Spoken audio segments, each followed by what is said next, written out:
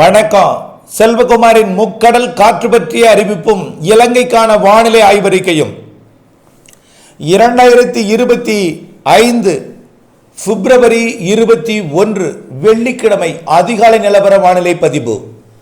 அதிகாரப்பூர்வ முக்கடல் காற்று பற்றிய அறிவிப்புக்கு இந்திய வானிலை ஆராய்ச்சித்துறை அறிக்கையை பார்க்கவும்.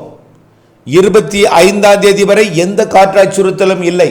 இருந்த போதிலும் குமரி முனையில அவ்வப்பொழுது விட்டு விட்டு லேசான காற்று இருக்கும்.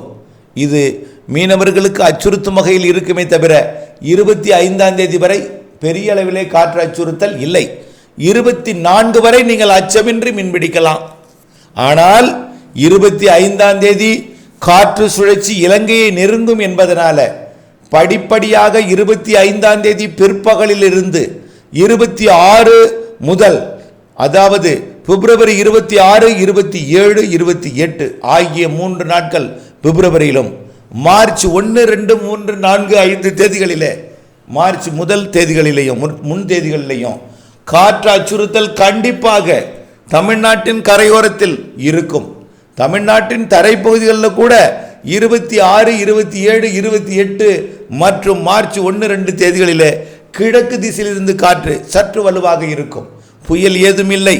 வளிமண்டல கீழடுக்கு சுழற்சி கடலோடு இணைந்த சுழற்சி மேற்கு நோக்கி நகர்ந்து வருகிற காரணத்தினாலே இலங்கை அருகே இருந்து கொண்டு கிழக்கு மற்றும் கிழக்கு காற்றை, அதாவது சுழற்சியிலிருந்து வரக்கூடிய காற்றை தமிழ்நாட்டின் தரைக்கும் கடலோரம் வழியாக குமரி கடலுக்கும் மன்னார் வளைகுடா பகுதிக்கும் அனுப்பி வைக்கும் என்பதனால காற்று அச்சுறுத்தல் கண்டிப்பாக 26ஆம் தேதியிலிருந்து இருக்கும். 26லிருந்து 2ஆம் தேதி வரையாவது குறைந்தபட்ச மீனவர்களுக்கு, கடல் தொழில் செய்பவர்களுக்கு தடை விதிக்கும் வானிலை அமைப்பு இருக்கும் என்று எதிர்பார்க்கப்படுகிறது. 26லிருந்து கடலுக்குள் மீன்பிடிக்க செல்வது மிகவும் சவால். வேண்டவே வேண்டாம். எடை குறைந்த படகுகளுக்கு மட்டுமல்ல, விசை படகுகளுக்கும் சவால் நிறைந்திருக்கும் ஒரு வானிலை அமைப்பு 26லிருந்து ஏற்பட போகிறது. 27, 28 கண்டிப்பாக கடலுக்குள் இறங்க முடியாது. ஒட்டுமொத்த தமிழ்நாட்டின் கரையோரம், இலங்கையின் சுற்றுவட்டார கரைப்பகுதிகளிலையும். ஆகவே காற்றை பொறுத்த வரைக்கும் இம்மாத இறுதி நாட்களில் வலுப்பெற இருக்கிறது. மார்ச் முற்பகுதியிலும் இருக்கிறது. அதாவது இந்த மாதம் 27, 26லிருந்து 4ஆம் தேதி வரை இடையூறு கொடுக்கும். இடையூறு மட்டுமல்ல, அதாவது கடும் ஒரு அச்சுறுத்தலை கடலுக்குள் காற்றோட வேகம் கொடுக்கும்.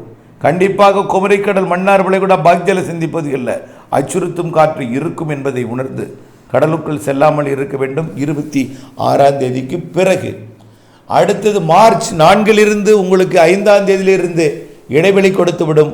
அடுத்த காற்று அச்சுறுத்தல் மார்ச் 12ஆம் தேதியாக இருக்கலாம். மார்ச் 11லிருந்து காற்று அச்சுறுத்தல் அடுத்த நிகழ்வால் இருக்கும். ஆகவே 5லிருந்து 11 வரை ஒரு வாரத்திற்கு ஒரு 5-6 நாட்களுக்கு நீங்கள் அச்சமின்றி மீன்பிடிக்கலாம். இப்படி ஒவ்வொரு மாதத்திலும் 3 நிகழ்வுகள், நிகழ்வுக்கு 3-4 நாட்கள் இடையூறு கொடுக்கும் காற்று இருக்கும். ஆனால் சில நிகழ்வுகள் அச்சுறுத்தலுடன் நிறைவேற்றிவிடும், சிலவை தடை விதிக்கும் அளவு இருக்கும் என்பதை நினைவில் கொண்டு வானிலை அப்டேட்ஸுடன் இணைந்திருக்க அன்போடு கேட்டுக்கொள்கிறேன். அடுத்தபடியாக இலங்கைக்கான வானிலை அறிக்கை. இலங்கையை பொறுத்த வரைக்கும் காற்று சுழற்சியானது தற்பொழுது சுமத்ரா தீவு பகுதியிலிருந்து கிளம்பி இருக்கிறது. இந்த காற்று சுழற்சியானது படிப்படியாக மேற்கு நோக்கி நகர்ந்து வந்து 24ஆம் தேதி இரு காற்று சுழற்சிகள் ஒன்றிணையும் என்பதனால இலங்கைக்கு, அதாவது இலங்கையோட தென்கிழக்கு பகுதியில் 24ஆம் தேதி இரவிலிருந்து மழைப்பொழிவை தொடக்கலாம். கண்டிப்பாக 25ஆம் தேதி இலங்கையில் பரவலாக, அதாவது இலங்கையோட கிழக்கு கரைக்கு பரவலாக, அதாவது முல்லைத்தீவு, திரிகோணமலை 25ஆம் தேதி, முல்லைத்தீவு, திரிகோணமலை, கிளிநொச்சி மற்றும் அப்படியே பார்த்தீங்கன்னா சீனிவாசபுரம், அப்படியே தெற்கு நோக்கி பட்ரிகோலா, அம்பாறை, மேலும் பனாமா போன்ற பகுதிகளுக்கும், ஹம்மந்தோட்டா போன்ற பகுதிகளுக்கும் மழைப்பொழிவை, கனமழைப்பொழிவை அம்பாறை சுற்றுவட்டாரம் கண்டிப்பாக. ஏற்கனவே அம்பாறை சுற்றுவட்டார பகுதிகளில் கடந்த மாதம் பொழிந்த மழை, கடந்த 15-20 நிமிடங்களுக்கு முன்பு பொழிந்த மழை, அணைகளிலிருந்து திறக்கப்பட்ட நீர் அம்பாறை மாவட்டங்களிலே கடுமையாக ஒரு வெள்ள பாதிப்பை ஏற்படுத்தியது. விளைநிலங்கள் முற்றிலுமாக சேதமடைந்தது. அப்படிப்பட்ட சூழல் மீண்டும் 25ஆம் தேதியிலிருந்து ஏற்படுத்துவதற்கு வாய்ப்பு தெரிகிறது என்பதை முன்னெச்சரிக்கையாக தெரிவிக்கிறேன். இந்த மழைப்பொழிவு 26ஆம் தேதி ஒட்டுமொத்த இலங்கைக்கும் கொடுக்கும். குறிப்பாக இலங்கையோட அம்பாறை, திரிகோணமலை இடைப்பட்ட பகுதிகளில் பட்டிகோலாவை மையமாக வைத்து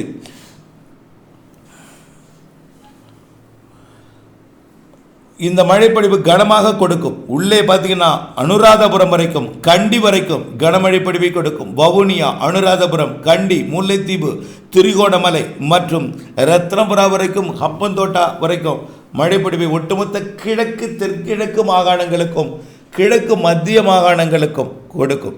ஆகவே இந்த மழைப்பொழிவு வரக்கூடிய 26, 27 ஒட்டுமொத்த இலங்கை நாடெங்குமே பரவலாகும்.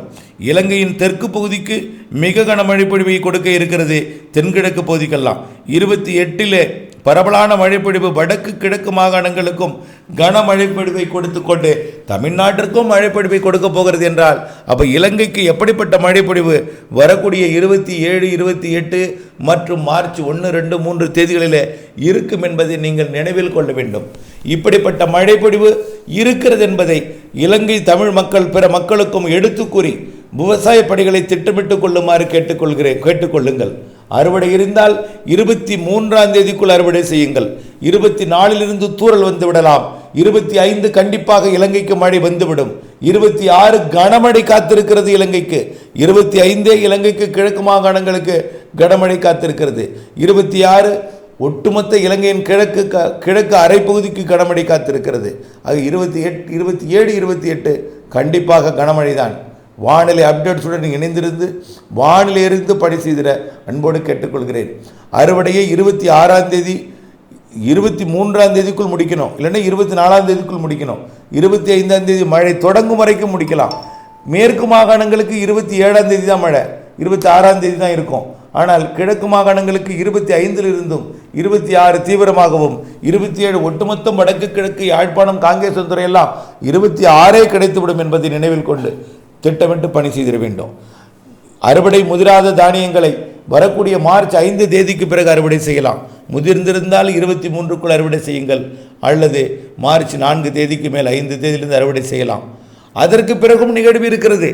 மார்ச் 12, 13, 14, 15 ஒன்றும், மார்ச் 22, 23, 24, 25 நிகழ்வு இருக்கிறது என்பதை நினைவில் கொண்டு இடைவெளி அறிந்து அறுவடை செய்திடவும், வானிலை அறிந்து விவசாயம் செய்திடவும், மழை நீரை சேகரித்திடவும், மழை நீரை சேகரித்து கைவசம் நீர்த்தேக்கி கவலை இல்லாமல் விவசாயம் செய்யவும் அன்போடு கேட்டுக்கொள்கிறேன்.